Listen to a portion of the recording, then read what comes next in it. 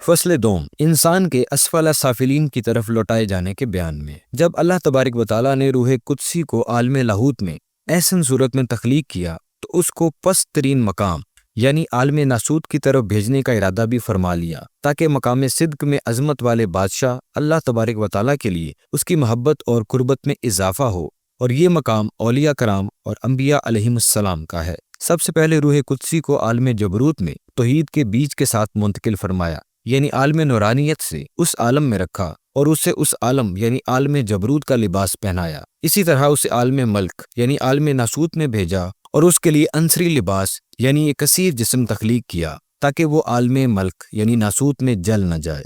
عنصری لباس سے مراد اربع عناصر یعنی آگ، مٹی، پانی اور ہوا سے تیار کردہ جسمانی وجود ہے، اور جبروتی لباس کے اعتبار سے روح قدسی کا نام روح سلطانی رکھا، اور ملکوتی لباس کے اعتبار سے روح سرانی اور روح روانی رکھا، اور ملکی اعتبار سے اس کا نام روح جسمانی رکھا۔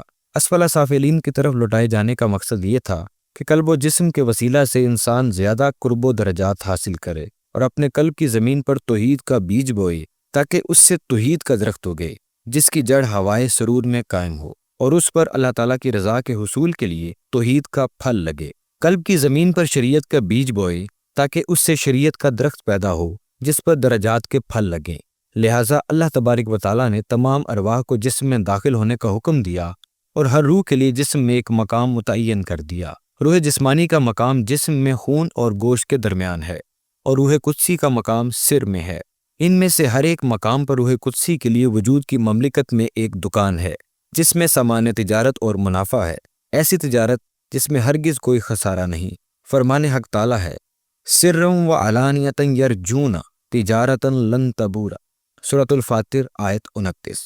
اجسام اپنے ہر باطنی مقام پر پوشیدہ اور اعلانیہ تجارت کرتے ہیں، اور جو وہ باطنی ترقی کے لیے خرچ کرتے ہیں اس میں ہرگز کوئی خسارہ نہیں۔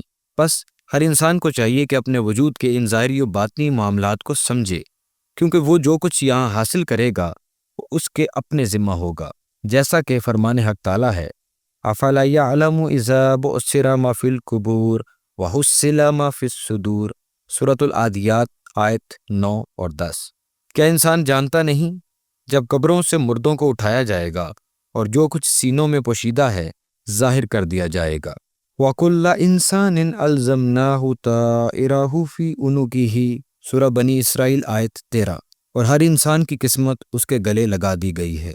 اس کی شرح میں لکھا گیا ہے، یعنی اچھے اور برے اعمال انسان کے اپنے اختیار میں ہیں، چاہے تو خیر کا راستہ اختیار کر کے رضا الہی اور قرب الہی کی طرف سفر کرے، یا شر کا راستہ اختیار کر کے اللہ کے غیظ و غضب کا شکار ہو۔